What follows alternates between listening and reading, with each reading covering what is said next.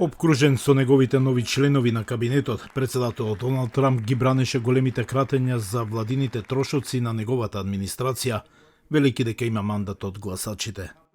I got elected based on taxes and based on many things in the border, but also based on balancing budgets and getting our country back into shape, and this is a big part of it.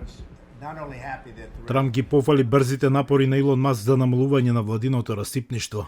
На состанокот на кабинетот, технолошкиот милиардер им рече на новинарите дека неговиот оддел за владина ефикасност треба брзо да се движи за да постигне намалување на дефицитот од трилиони долари до фискалната 2026 година.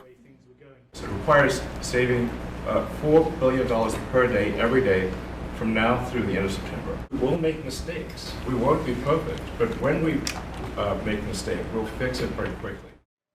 Лидерите на синдикатот и демократите во Конгресот се противат на затворање на цели владини агенции, како и за целта на администрацијата да ја намали федералната работна сила од околу 2,4 милиони вработени. You don't use a blowtorch, you don't use a meat axe and cut all the good things as well as things that are waste, fraud and abuse.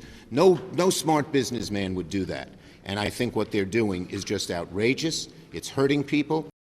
Неколку федерални вработени на пробен период, кои неодамна беа отпуштени, ги споделија своите искуства на така наречената веб емисија на Zoom, организирана од демократскиот представник Рокана.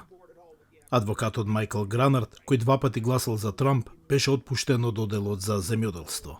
My role was making sure programs were operated legally, and that seems to comport far more with the increasing government efficiency and decreasing government waste. I'm married.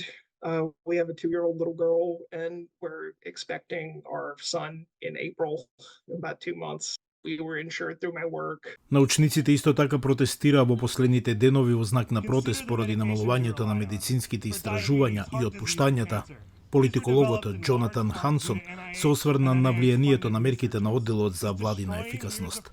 The efforts to date seem to be dramatic moves that are unlikely to have major cost savings in the short term and will be harmful to government capacity in the long run.